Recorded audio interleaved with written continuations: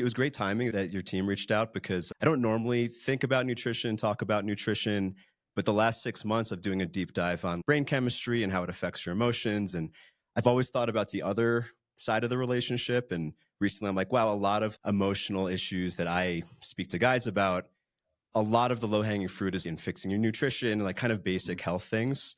And I just Yeah. didn't know a lot of these facts. So that was cool. But then, as I mentioned, I've been binging your stuff and I have experience with plant medicine.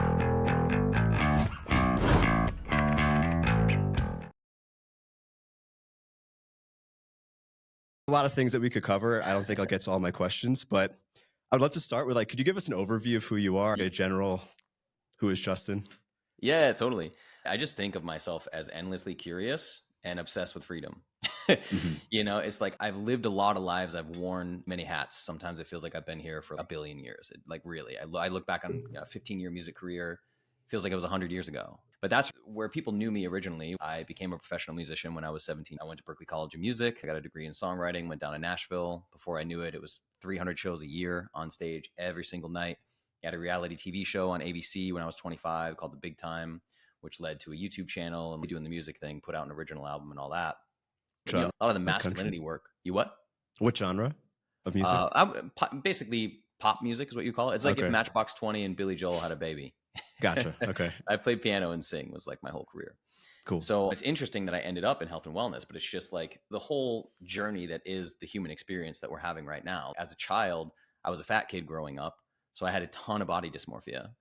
And at age 15, like a lot of other young men, Muscle and Fitness magazine became my Bible. It was just like, I will look like these guys Mhm. and just punished my body, training 2 hours a day, 7 days a week, lifting weights for 2 hours a day, running on a treadmill every day just because I hated my body.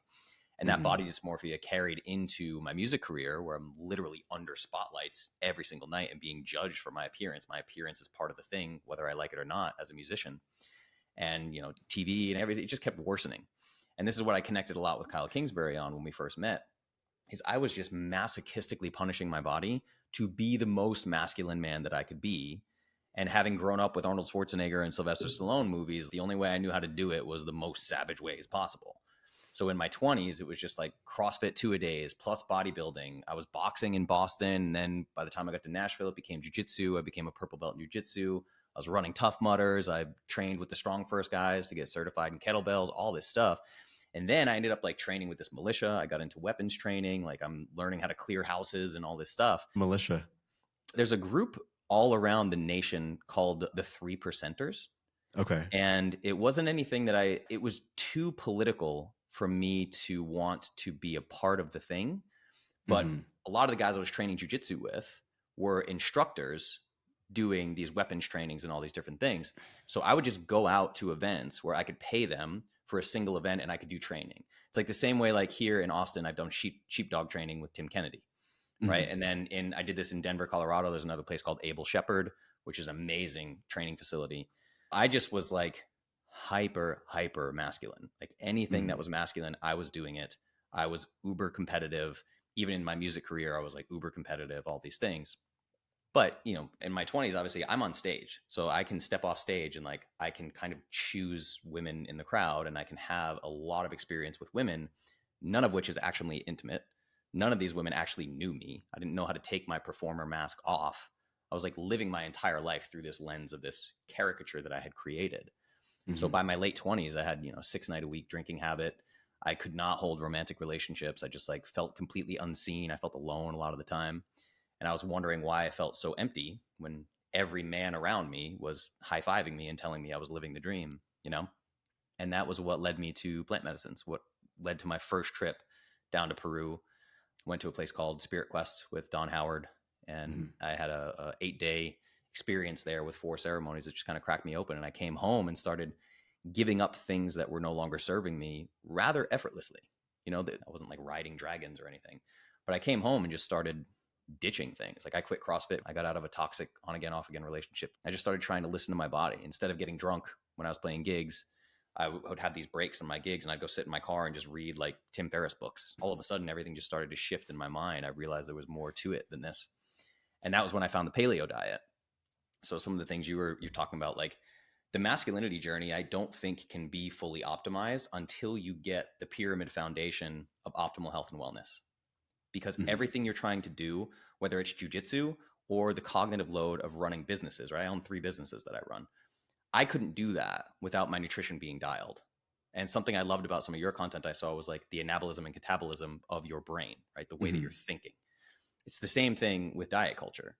It's like all of diet culture is heavily focused on catabolism, which is wildly problematic and leaves you in a low energy state. So as I'm learning about this nutrition and I switch to a paleo diet, I start dropping body fat, I start feeling amazing. I'm like, there's really something to this. As a hobby, I became a nutritional therapist and I had one client, and that client was me. I was like, I'm just going to figure Okay. this out for myself. I started studying epigenetics. And around that time, my niece, Savannah, was born having over 300 seizures a day. And that was really the big catalyst for the deep dive of research that made me the person I am in the world today, where, she was put in pediatric ICU. She was given less than 3 years to live. They ran over $1 million in testing on her. They drilled a hole in her stomach and installed what's called a G tube. Severe epilepsy or something? Or That's what they something. thought, right? So they were Mhm. trying to find a diagnosis, like what is going on here. That's why they ran so much testing. They brought in all these specialists because it was a very severe case. They couldn't figure it out. When children are epileptic, they put them on a ketogenic diet. So that's what they Hmm. tried with Savannah, but it didn't work because she wasn't epileptic. We found out it was something called KCNQ2, and she was one of 96 living cases in the entire world. Hmm. So it was just like freak outlier. It had nothing to do with genetics. They couldn't have found out during pregnancy. It was just one of these crazy things, man. But they started giving her this ketogenic baby formula. It's high fat, low carb, right? But it's mainstream medicine. They're not paying attention to quality. So Mhm. like all the fats were hydrogenated vegetable oils, what we would call seed oils today, artificial flavors and dyes. They're using synthetic versions of vitamins that aren't even usable by her cells. And I pointed that out to the neurologist, and it was like a scene from a movie. He looks at me and he goes, "Huh, I never thought to check that." Like he Hmm. had literally never checked the ingredients and what he was putting in these babies' bodies. And that was it, man. It was like my cliche red pill moment where I was like, this is Mhm. insane. Nobody's coming to save us.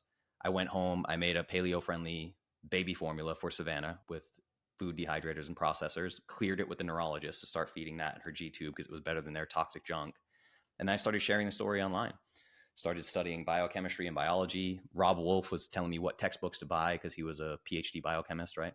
So I was just studying in my free time, just studying as much as I could about human metabolism. And when I started putting the pieces together of like the whole function of human metabolism is to create more energy, and more energy means more health. And all of diet culture is obsessed with limiting the amount of energy that you put in your body. I realized how fundamentally flawed this thing was. And now here we Just are. curious, was the formula like tallow based? No, Like what was no, it's like soybean oil, sunflower oil. I mean, no, in it's the one that just you made was like oh, what? the Yeah. only oil in the one that I made was coconut oil. Oh, So okay. the fat that I had in there was coconut oil. Initially, I was blending up organ meats and things like that. Okay. I didn't really care about the taste because it was going into a G tube. Hmm. Later down the line, the product still exists today. So what I did is I took that baby formula, hired an R&D company to help me make it like a shelf stable thing. We added a bunch of collagen protein to it, and I started selling it online to CrossFitters. And that was the first Cool. nutritional supplement that I ever launched online on Amazon. And that was what got me into the world of e-commerce. Hmm. But yeah, the fat, we had a few different fat sources. We used MCT oil. We did have some cod liver oil in the original. I'm trying to think back. It was over 10 years ago, the initial formula that we did. But yeah, no, I didn't put any tallow in there. Yeah. All right. Yeah. So I actually resonated with looking at muscle fitness. Like, this is what I need to look like. I was heartbroken years ago to realize most of who I aspired to look like was on gear. Yeah. I think it's still not well known. Like, when you see someone who's like 40 and has like huge shoulders, he's probably on steroids, Yeah. maybe always. But yeah, I want to speak about seed oils and then also get into the metabolism thing, because it's interesting that seed oils, maybe all science facts nowadays become like a political thing. Mm-hmm. Like, I saw some headline from a leftist, I don't know, account that Sweet Greens is now getting rid of seed oils because they folded to the right wing conspiracy theorists. And then of course you see health people talking about. Anyway, could you like maybe, yeah, just like, what's the deal with seed oils for everyone to know? Sure. Yeah. I mean, this goes back to the fundamental problem with nutrition science and how it is utterly nonsensical, right? It's like, first of Mhm. all, over 90% of all nutrition studies that have ever been done were done after the year 2000. We couldn't even really look at cells properly under microscopes until like the late 70s, right? So people just Hmm. behave like science is the holy grail of this thing. But then when you go into nutritional studies on humans, the only real way you can, I mean, you can't isolate things enough for randomized control trials There are certain branches of science where randomized control trials are fantastic. But if you're talking about humans, this is what all the seed oil proponents that are like, seed oils are totally safe. They point to a few clinical trials where they're keeping humans in what's called a metabolic ward so they can control their environment for like a number of days. And they may say, okay, day one, we're going to measure something like C-reactive protein, which is like systemic inflammation in the body. Then we're going to give you a normal standard American diet, and most of your fat is going to come from seed oils, which are heavy in polyunsaturated fats. 3 days later, so 3 days later, they measure that one marker of systemic inflammation, and they say, look, the systemic inflammation went down. Therefore, not only are seed oils not bad for you, they're actually health promoting because they're decreasing inflammation. And that's what the headline will be. That's what the abstract of the study will say. And people will say, proof this is safe in human beings. Seed oil myths debunked, right? Like that's how social media works. Seed oils take 6 years to get out of your body. Polyunsaturated fats, if your phospholipid membranes in your mitochondria and your cells are made of these polyunsaturated fats, it can take 6 years for you to recycle those out of your body. So a 3-day study is meaningless. The study that they're claiming is evidence that seed oils are beneficial is actually showing harm because they're not looking at the mechanisms. So if you load a person up with enough polyunsaturated fats, let's say in a hospital setting, you have an organ transplant, and we don't want your body to reject that organ. The immune system recognizes a foreign organ and says, we don't like this, and rejects an organ. It's one of the number one problems of organ transplants in modern medicine. They can load you up full of polyunsaturated fats, and it will decrease your immune function so much that your body won't reject that organ.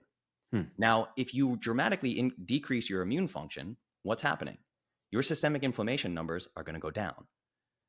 Because inflammation in the body is a result of your immune system reacting to a foreign substance and attacking it. It's mounting a defense trying to protect itself.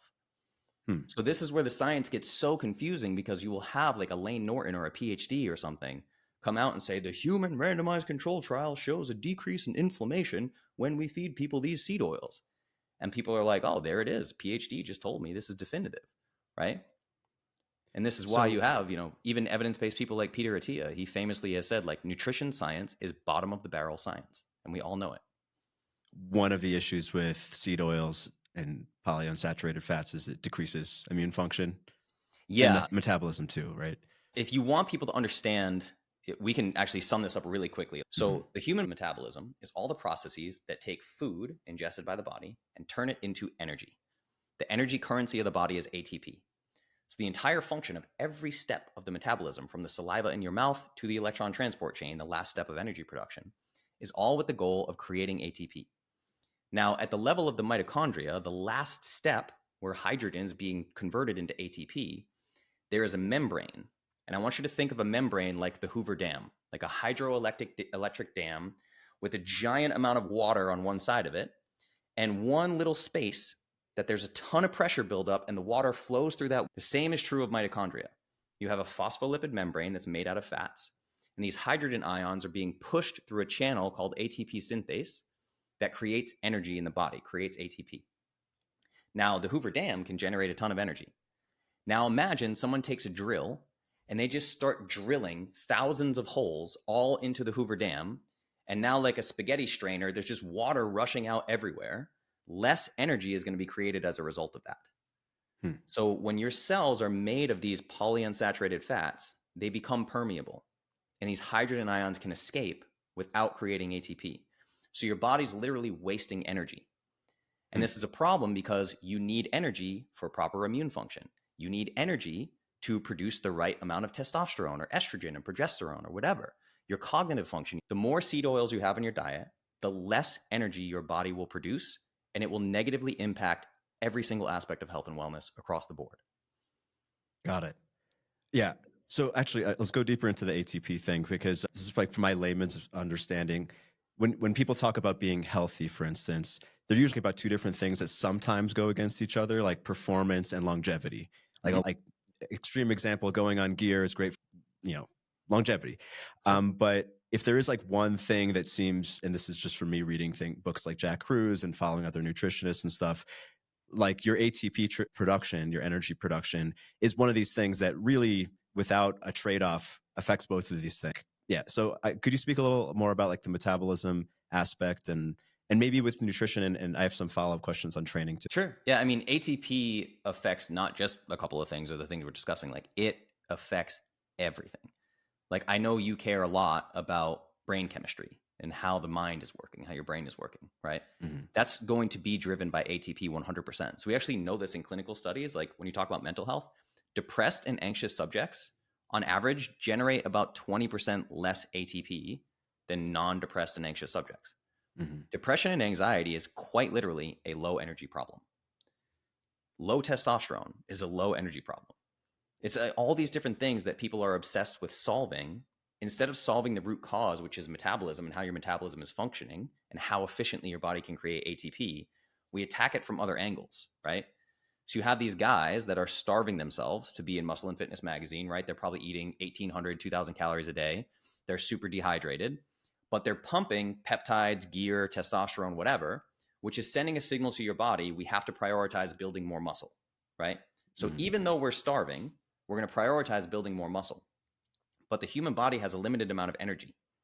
So all the things that the body needs to do are pulling from the same energy tank. So when you don't have enough food to function and have a healthy immune system and a healthy metabolism, but you're sending an artificial signal to build more muscle, you're going to steal resources from all the other functions of the human body. And the way that I judge health is the fundamental thing that human beings are designed to do, which is reproduce. And this is why I use this term on podcasts called we are swimming in social media content that is full of infertile six packs. I don't care if you look like a Greek god. You can be 6'2" and absolutely shredded. You can deadlift 400 pounds and you just have rock hard washboard abs. If you can't make a baby, you're not an alpha male and you're not healthy, period. Because the only reason we try to dominate other males as alpha males is to have more access to partners that we can procreate with. Yeah, I mean, it makes a ton of sense. Wait, is that common for, because I don't know enough about testosterone or gear really, but is it common for those guys who look like that to be infertile? I know It's infertility crisis in society. I mean, it's got to be 80+% of them. I mean, probably Hmm. close to 100%. And guys, they now have all these protocols with functional medicine doctors. Okay, well, when I start to taper off test because I want to have a baby in a year from now, then we got to do other injections. Now we got to inject HCG to impact Mhm. sperm quality and all these different things. So you've artificially caused this crazy problem. Now you're trying to artificially fix the problem. I'm telling you right now, bro, like probably some of the most famous influencers that you know of that are six pack abs year round, these guys would have a really hard time making a baby. Aubrey Marcus is about to document his journey back to becoming fertile. And he's spending a ton of money on all these different practitioners who are going to inject him with things and poke and prod and try to fix his body because he's been running gear and testosterone the whole time since he go back to like day one of On It and look at Aubrey's body and look at Mhm. it today. And I'm saying this not to trash Aubrey. I'm saying it because he has, in a very courageous way, is coming out and publicly saying, I have fucked my health up and I'm going to try to fix it. But in people's mind, you have Aubrey who runs Fit for Service and he's super shredded and he's an athlete and he's this big giant guy and all these things. And his content wants to scream alpha male. Yeah. Yeah, and even outside of the influencer world, I just know so many people my age in their 30s, married, want to have kids, and it takes them forever. And some of them actually just miss the window, many things. But it just seems like almost more normal for people I know who are my age to not be able to have a baby, which is crazy, Absolutely. Yeah. I mean, regardless of what Elon they look Musk like. famously calls it one of the biggest threats to humanity that we have right now is that our Yeah. population is going to start dramatically declining Hmm. exponentially in the coming decades. It's going to be a huge problem. China is already in a situation where they can't basically replicate their current population. Their population rate is going to dramatically decline over time. And that is very, very dangerous. Hmm.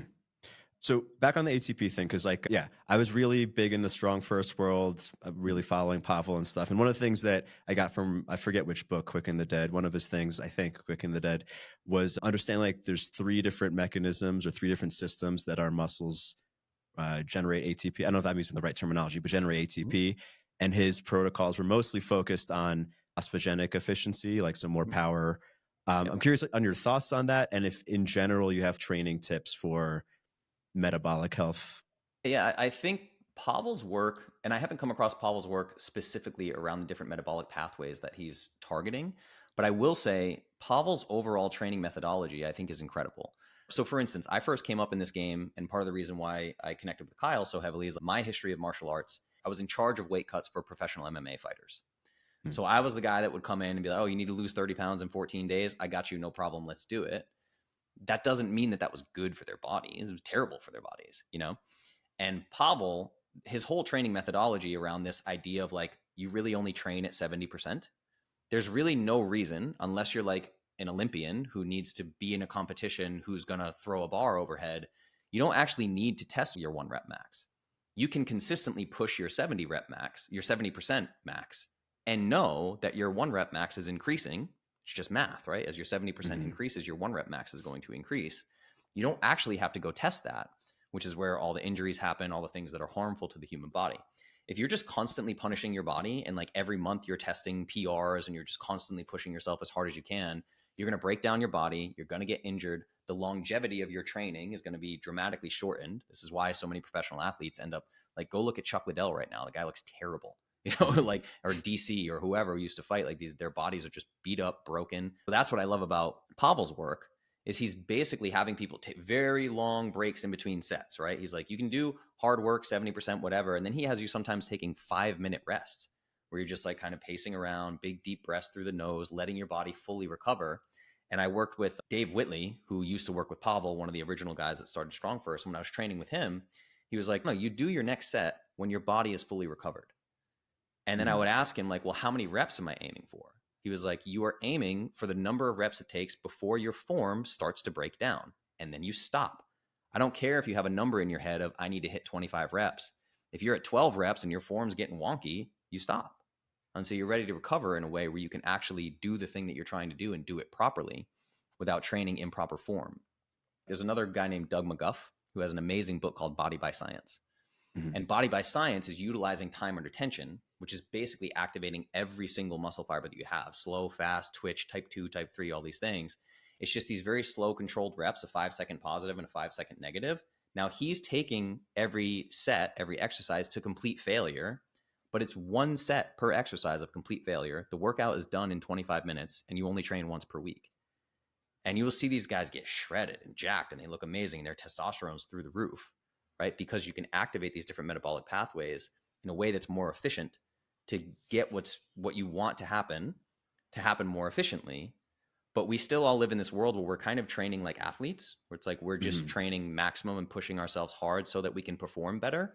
But it's really interesting because nearly none of us in society need to perform the way that we're training for. Yeah. Athletes are trying to peak at a certain time.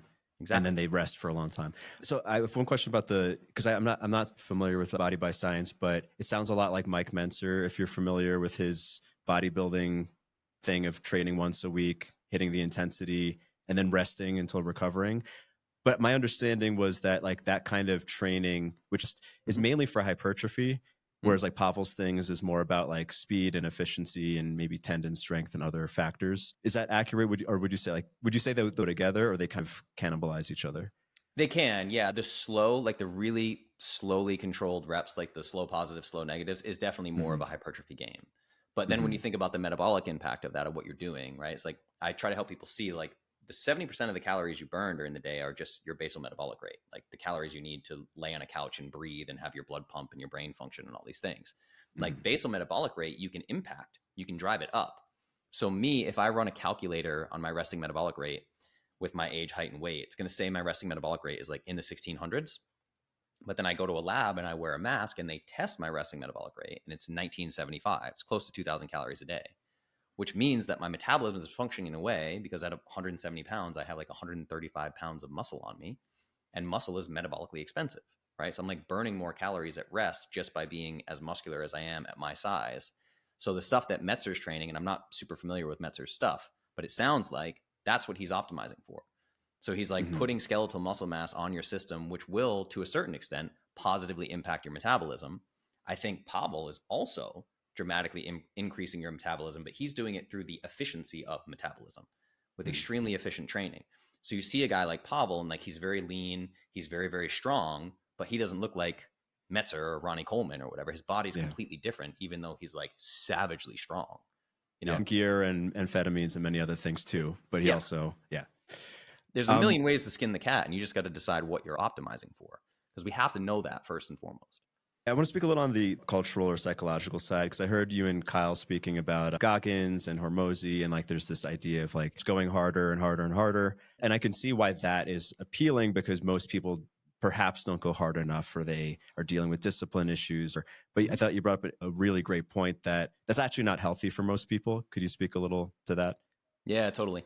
It's a great time for this podcast because it's end of January, right? Mm-hmm. So like we're already at a point where nearly all of the get healthy New Year's resolutions have already failed and dropped off, right? Yeah. And the reason for that is people are not willing to meet themselves where they are, right?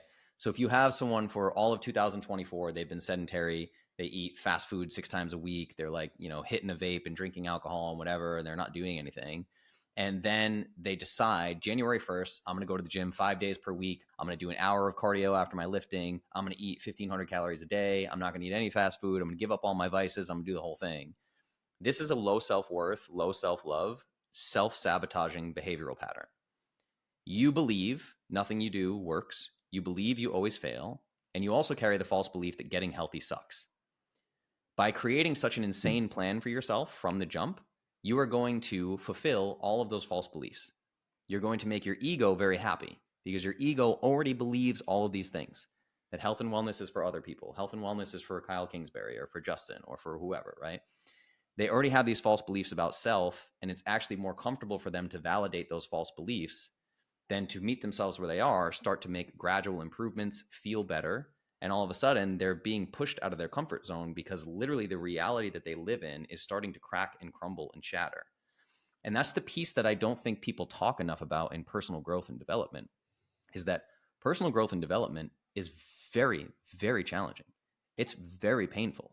Like having your belief system around the world shattered is an extremely uncomfortable situation. It's why, like, if you go to a mega dose of plant medicine, you have what we would call an ego death. People will say like, oh, I had a bad trip. I don't believe in bad trips. I believe in challenging trips. There are trips that are challenging. But it's very, very difficult to have your worldview kind of shattered like that. So people will continually set themselves up to fail. And then all of a sudden, it's like 20 years have gone by, and every January they tried to get healthy, and every January they failed. And that's the most common thing when people come to work with me. The first thing they tell me is, I've tried everything and nothing works. I know immediately that that's not true. But I know in their mind, they think that they've tried everything. They've tried to do these programs or whatever. And this is where I find the idea of the Goggins mentality so harmful, where it's like, if you don't run 100 miles today, you're a bitch. Well, I can do things with my body right now that if a 45-year-old woman who's been obese for 20 years and has never trained, and she's taking care of 4 kids and she's got a full-time career, and I try to have her do my fitness plan, I'm only going to hurt her. That's not going to be beneficial for her in any way. And not just because she's a woman. Same, it could be a 45-year-old man who's got a big beer belly and he's dealing with type 2 diabetes and he's got hypertension. And I'm like, hey man, come train jujitsu with me. We're going to roll together. Like, no, I'm only going to harm that human being. How much can you push yourself, call yourself a bitch in your own mind, and like force yourself through things that feel terrible for your body? It's really like self-harm and to some degree emotional abuse. So I kind of rally against that. I mean, for some people, they've been so unhealthy for so long that when I ask them to make a commitment to themselves, because I believe keeping commitments to self is the fastest way to improve self-worth, their commitment might be, I commit to you that for the next 3 days, every morning, I'm going to start my day with a glass of filtered water. That's it, right? For that person, that's a significant win, and it's significant progress in the right direction. And it doesn't completely drop a bomb on their head or their muscles or make them feel super uncomfortable. And we can gain momentum from that. Does that make sense? Yeah, because actually, anecdotally, I've noticed. I mean, I like David Goggins as like a person, and like if you need to get motivated, he's one of the guys, right? But most of my friends or acquaintances who are really into Goggins are all out of shape. They'll 100%. take on these huge challenges, but they don't stick with it. It goes into this vicious cycle, which with your lens, it's like, okay, it's a form maybe of self-loathing or setting yourself up to fail or whatever. Yeah, and this is true. I also think this is true of plant medicines. Like anyone who gets into plant medicines or has listened to podcasts about it or read books about it, whatever, like I live in Austin, man. Austin's like the hub of spiritual gurus that have done 6,000 plant medicine ceremonies. They still can't hold a romantic relationship. They're always broke. They're always on their podcast like, oh, sign up for me and my coaching and I'll change your life. Their life is completely in shambles behind the scenes. And every time their latest romantic partner leaves them, they're like, oh, I have to go to Peru and I have to do plant medicine and I have to speak to Mother Aya and she will tell me what to do. And you're like, this is an avoidance pattern. You are Yeah, using what could be beneficial for you. You're having no integration on the back end of it. And this is now an avoidance pattern for you. I also deeply respect Goggins and what he's done. But I think Goggins is living every day stuck in a cycle of avoidance patterns. I don't know what demons exist within that guy or what his personal life is like, but I would imagine that would be a challenging human being to have a romantic relationship with. But yeah. it's like, what is this guy running from? There are like a lot of internal demons in there. And I think that fitness, meditation, plant medicines, hiring another coach, going to another men's retreat can very quickly turn into avoidance patterns where you're now just Totally. addicted to the self-growth path and you're never actually making any progress. Yeah, it's interesting because I used to live in Austin, but I wasn't into plant medicine at the time. But now I live in Peru, where a lot of those guys will come and do retreats with these guys. Yeah. And these guys have the same exact things, right? Like, every month, my wife meets someone who got their heart broken by like a huge ego so-called shaman guy who lives here. Totally. Um, I want to speak a little about my personal experience with some of the stuff you mentioned. When I first started to improve my life as a teenager, which a lot of it was motivated by looking at Muscle and Fitness, or like these guys were on steroids and I didn't realize at the time and I was striving to be like them. I got a lot of benefit out of working out twice a day and going super hard. And I think adult personality was formed around I push harder than all my friends. I go to the gym when I don't feel like it. And I was doing combat sports and this and that. I'm trying to unlearn that in my 30s. Honestly, like only a few years ago, I realized recovery is actually maybe way more important than working out every day. And Yeah. it's so hard for me because I noticed for myself a coping mechanism. If I'm feeling down, my direct thing is get up earlier, do something a little bit harder. It's hard. It's honestly, and all right, I'm bringing this to like an actual. I got my blue belt in jiu-jitsu like 3 years ago. Hell yeah. Partly because I had kids, but partly because my body was just so messed up. Like I would wake up and I couldn't turn my neck. For sometimes I had to take breaks, and I'm getting back into it. I'm only training once a week, but I still feel like shit for like 4 days until the.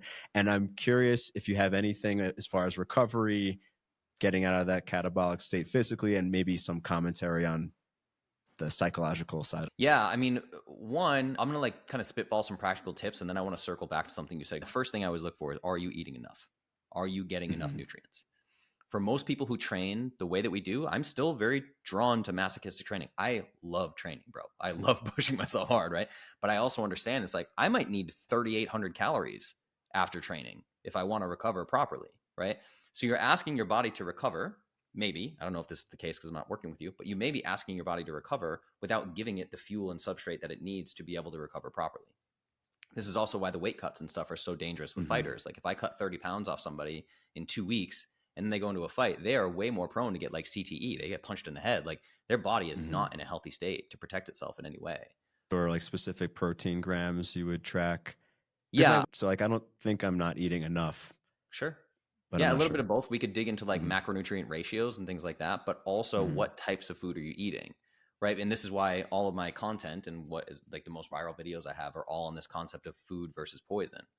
Because you might be eating 3,000 calories a day, but if that 3,000 calories, and I don't think it is for you, but like if that 3,000 calories is Pop Tarts versus like steak and organic fruit, it's going to behave differently in your body, which is why like just using the number of like, am I eating enough calories can get you into trouble. And this is why I wish we could change the whole paradigm of health and wellness in the US and globally. If instead of saying calories in, calories out, we said nutrients in, calories out. That's it. That one little switch would change everything because the nutrients is what's driving all of the reactions that are happening all through the level of your metabolism to create that energy and tell your body what to do. But if I pump you full of, 3,000 calories a day of food that's not nutrient dense, well, then you are going to have like excess calories, but no nutrients. So you're technically eating too much or eating enough, but you are malnourished. Like obese people are malnourished. We actually have to give them more nutrients before we focus on giving them less calories. So that would be my first question is like, do you actually have both the macronutrients and the micronutrients for your body to recover properly? And then we would get into sleep, and like your rolling is very difficult. So like something like a cold plunge or red light therapy would probably be very, very beneficial for you. And we could talk about those things, but we'd have to like build it out looking at the whole of your lifestyle. Mm-hmm. But the reason I said I kind of wanted to circle back to something that you said is I'm 38 years old. Like I honestly believe that it's probably only been about 2 years that I am even capable of walking outside to my cold plunge, like taking the lid off the cold plunge and looking at it and like taking a breath and closing my eyes and being like, oh, I'm super stressed today. Yesterday was a crazy day. I only slept 6 hours. I'm feeling super stressed. This is bad for me today. And I can put the lid back on and walk inside. Hmm. I was 100% incapable of that until probably just about 2 years ago. I could have had the flu. I'm getting that fucking cold plunge because I understand the Goggins mentality so much because I lived my whole life with it. So the Mm-hmm. reason why I'm so passionate about sharing this is like I don't ask anyone ever to do anything that I have not personally done. I don't ask anybody to overcome anything that I haven't personally overcome, right? Which is why I told you I'm an open book before this, because I've dealt with people with sexual trauma and addictions and all these different things that I myself have had to deal with, right? So I speak like so kind of firmly about these things because I've been there. I had the Goggins mentality. My self talk was very negative. I never liked what I saw in the mirror. I was 9% body fat at one point and deadlifting 425 pounds. The 425-pound deadlift wasn't enough. I'm now, as soon as I hit the 425 deadlift, I'm on the road to 500, right? It was like, it always had to be better, always had to be more constantly. And I dug a hole of like just no self worth, no self love. It was crazy. So, really, the last 12 years of my life has been almost exclusively a journey of self love. And how can I balance the things that I really enjoy jujitsu? I really enjoy lifting weights. I enjoy pushing my body hard. I actually really like cold plunges. I do a 5-minute cold plunge every day, most days, unless I'm feeling pretty stressed out. So I love these things and I had to learn how to balance it. So I never want anyone listening to what I'm saying to be like, oh yeah, I just have this all figured out. It's super easy. Just stop punishing yourself and stop doing Mm-hmm. it. It took me fucking a decade to unlearn this stuff and reprogram my brain in a way where I can love myself exactly as I am. And from a place of deep self love and abundance, I can reach after goals, things that I want to experience, just because I believe the universe is abundant. And I think the whole point of life is how much am I willing to receive in this wonderful video game where everything is available to me. Instead of, I want to achieve goal XYZ because I think I suck as I am. And maybe I'll respect and love myself more once I accomplish something.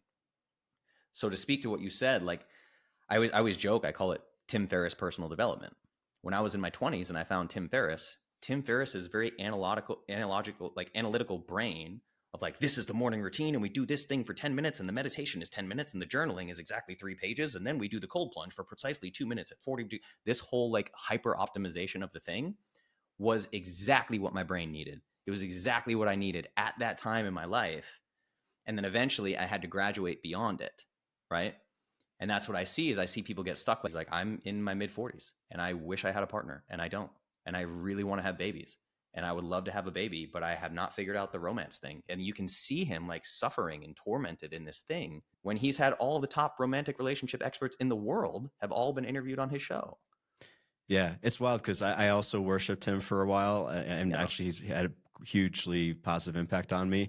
I mean, this is like a while ago, but I briefly dated someone who had briefly dated Tim Ferriss, and Mm. she said it was like so weird to like be with someone who measures his food on a date and like stuff. And I was like, oh, I mean, obviously everyone's human, but I was like, oh, like maybe the way he's doing things isn't what I want to be doing anyway. Exactly. That's when you start to take advice from people. Like my favorite Bruce Lee quote: absorb what is useful, reject what is useless, add what is uniquely your own. This is where I see people kind of going astray, right? Because like I own 3 businesses and I love scaling businesses. So a lot of Hormozy's content is fantastic to me. As soon as he starts making videos saying, I treat my marriage like a business partnership and here's how my business is run, I tune out. I'm like, okay, that's not for me. I don't want your life. You work 16 hours a day and then you watch Netflix and you go to sleep. I don't want your life. So that part of your life, I'm going to completely ignore. It doesn't mean I don't respect you. It doesn't mean I don't. I love everyone exactly as they am. And I fundamentally mean that. I think you are perfect exactly as you are. You are exactly where you're supposed to be on your journey. I don't need to change you. And I also don't need to make anyone else wrong in order for me to know that I'm right on my own personal journey. Tim Ferriss absolutely transformed my life. Like I literally almost cry thinking about it because if I had not read the 4 Hour Work Week, I wouldn't have started my first company. I wouldn't have ended up on a private island in Croatia with a bunch of e-commerce entrepreneurs where my now fiance was a keynote speaker. The first time I saw her was up on stage. Like, the entirety of what my life is would not be what it is today if I had not found Tim Ferriss and systematically adopted the way that Tim was doing things. But over time, I had to have my own personal evolution and I had to break away. And it's kind of like the student becomes the teacher type thing. I'm like, okay, Tim's on his journey. I don't want my journey to be like Tim's. So now that I'm in this place where I've made money and I have amazing health and wellness and I have a beautiful romantic relationship and I have fantastic community, the only people that I'm interested in getting advice from are the people who have all of the things that I want, not just some of the things that I want. Does that make sense? Mm-hmm. One of my good buddies is a huge fantasy head, and he sent me some video about one of his things about living Spartan and like spending no money, but like he would throw in this caveat of like, oh, this is probably not true if you have kids. And like, his advice was great, but I have children. I'm like, there's no way any of that would work. So it's really not relevant to me and probably relevant to my friend who's single. And I also have no desire, like, we live in the world of stitching, right? Like, I have no desire to stitch a Hormozy video and pick apart why I think he's wrong about romantic relation. Like, that it's working for him. If he says he's happy, I'm just going to believe that he's happy. And that's the thing about my coaching too, is like, I'm not demanding anybody do anything. But if somebody comes to me and they pay me money, they're basically saying like, there are aspects of your life, Justin, that I would like to have. Can you tell me how you got them? And I say, yes. And then we work together, and that's it. It's like, you did the things I told you to. Did your life get better or did your life get worse? If it gets worse, you should probably ask me for a refund or not work with me anymore. And if your life got better, amazing. Continue to do those things, adopt those things, and go on with the rest of your journey. I'm not like your one true guru to guide you through the rest of your life until you're 85 years old. It's just like, you're on a journey and there are different steps on that journey. Yeah, I want to go back to, because I think I heard you and Kyle speaking about good versus evil. It's kind of a very popular narrative. Even with seed oils, it becomes a political topic somehow. And I know you've been criticized by Lane Norton and other people. Could you speak a little bit about that and like not looking at the world that way? Yeah, it's an interesting thing to say because I think people will automatically start to jump to conclusions and try to think that I see the world a certain way or whatever. But I fundamentally don't believe in objective reality.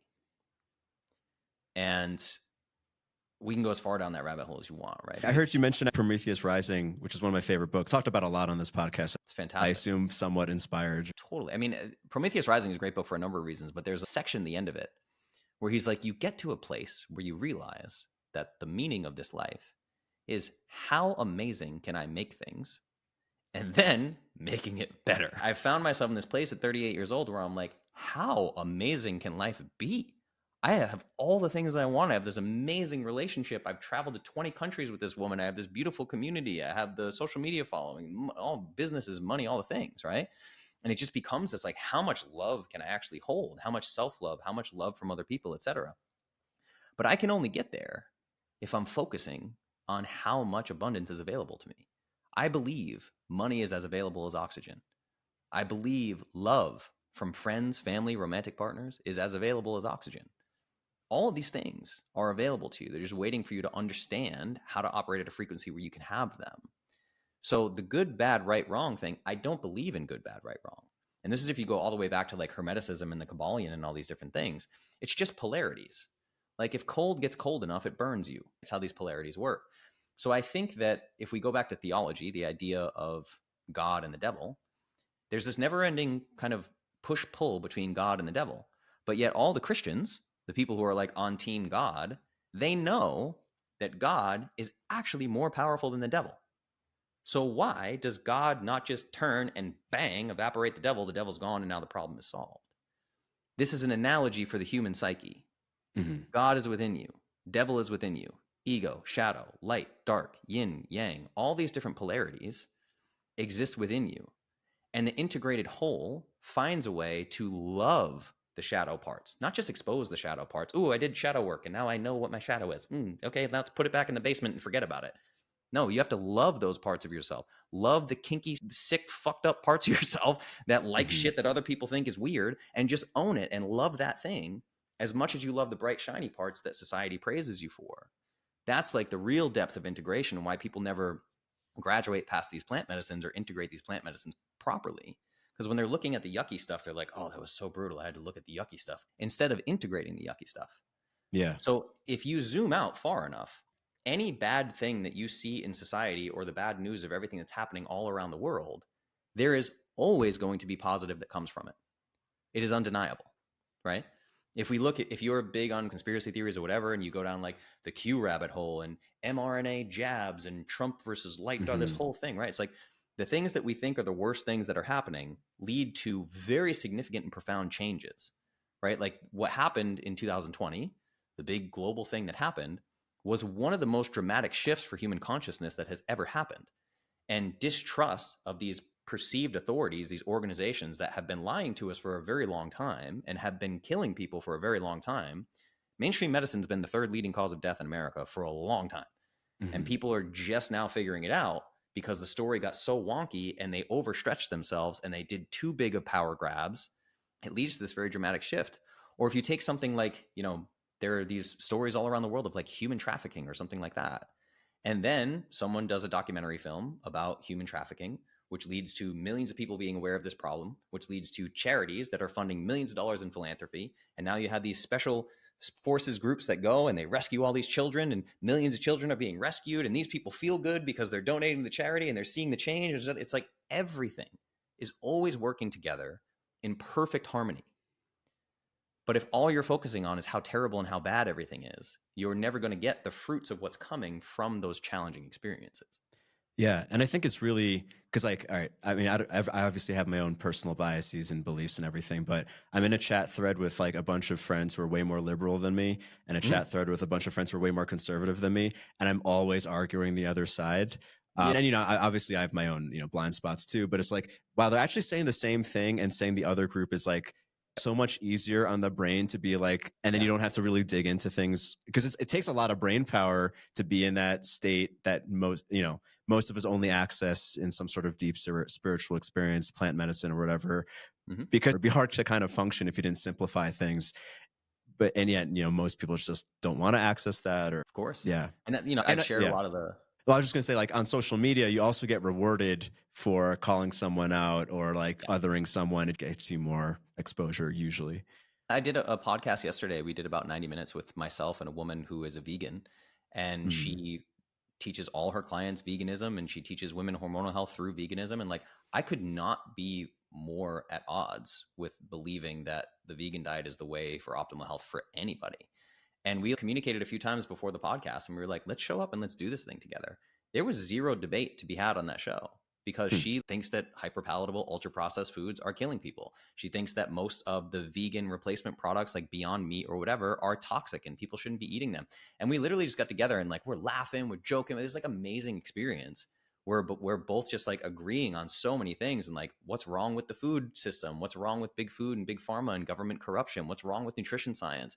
And we had this amazing experience that was like nothing but love. Like she and I are probably going to be friends going forward from this thing. And I don't understand why that's so hard for people. It's from a place of massive ego that you just demand that your subjective reality be the objective reality. And that's Mm-hmm. so many people that are not like, I don't know, people use terms like awake or whatever, and I don't know what that means. But like, if you're just going through life insisting that your objective viewpoint is like the one truth, you're going to have a really hard go of things. And I really think you're going to be limited in like the depth of connection you can have, intimacy, love, all of these things. And I don't have any problems with anybody who has ever trolled me or made stitch videos about me or thinks that I'm wrong or whatever. It's water off a duck, man. It's just like, Mm-hmm. sure, make as many videos as you want, man. That's cool. Like, continue. Yeah. I have noticed with social media, negative comments actually usually point to something that can generate something, it's usually an important point to look at. Yeah. But yeah, I mean, my view on why don't more people do this, it just takes more calories. Like, it requires more brain power. Yeah. And truthfully, a lot of people just don't have the time or the energy or whatever it is. And I think that's just how it is. Yeah. The popularity of bioenergetics, which is really what I'm doing, is probably Dr. Ray Peat. Dr. Ray Peat was a PhD biologist. He died at 86 years old. And at 86 years old, he was in his home painting Hmm. and going on podcasts and speaking, like reciting scientific studies off the top of his head. It's like, it takes a tremendous amount of energy to be a complex and critical thinker. And this is why I Mm-hmm. was saying to you in the beginning of the episode of like, the base of the pyramid is your human meat suit has to be functioning in a way where you can even start to think about and process some of the complexity of what we're talking about here. That's why Mm-hmm. it is so much easier for people whose diet is 75% ultra processed foods. They're 100 pounds overweight. They have low libido. They have no energy. It's easy for them to be like, Fox News is the one and everyone else is evil and they're coming for my kids, right? It's just, it's very easy to end up in that situation. I'm literally not trying to make fun of anybody. They're on their own journey and they're at their own stage of the journey. But complex and critical thinking requires a lot of energy. Yeah. Well, I probably have more better to look up your other content. Yeah. Thanks so much. And actually, what would you recommend? I'm actually asking for myself, like if I want to go more deeply into your work, for me specifically, the nutrition stuff, where would you point me? Yeah, I point everyone to Instagram because I really like communicating with everyone, right? So if you go to Instagram or my social media handle is the same everywhere, it's at Justin Nault Official. Just click the message button, send me a message and say, hey, I heard you on a podcast.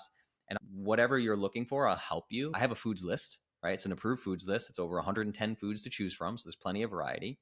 The low hanging fruit is I give you that list and you go through your house and your grocery shopping list. If it's on that list, you eat it. If it's not on that list, you don't eat it. If you do that for 60 days, I promise you, you will feel better. You will have more energy. It will start to change your life. And that's it. It's the only thing you have to do. And I'll give you that list for free. But if we're sitting there chatting and you say, actually, like, I think I want your guidance on this, or I want to dig into macros, or I want to do I have a masculinity program called King versus Prince that works out a lot of this right versus wrong, ego versus shadow stuff. And you want to go deeper, we can go deeper. But the low hanging fruit is in food versus poison. That's it. Does anything you have address testosterone directly? directly? 100%. By you doing this, you are addressing testosterone. Period. Gotcha. Cool. End of discussion. We're removing the metabolic toxins that prevent you from creating energy. And we're choosing the most bioavailable, meaning easy to digest, nutrient-dense foods. So all of your calories are now coming from the most nutrient-dense foods that impact the metabolism in a way where you will optimize for testosterone production without ever thinking about testosterone. Awesome. Cool. I'm going to check out the foods list. Amazing, bro. Yeah, thanks so much. I'm really glad we connected. I'll be continuing. You have killer energy. You should have you have a very grounded energy. It's really nice. Thanks. Yeah. Anything else you would want to share before we close up? No, I think that's it, man. If you want to do a round two, I'm down for a round two. And then anyone listening to this, just shoot me a message. It will be me directly, and let's just have a chat. Awesome. Yeah. Yeah, maybe I'll let you up in a couple months about doing another one after I dig into your foods list and stuff. Sounds awesome. great. Yeah, this will probably be up in a month and a half, probably. Cool. And I'll tag you in some reels. Yeah. Sounds great, man. Cool. All right. Take care. Cool. Thank you so much.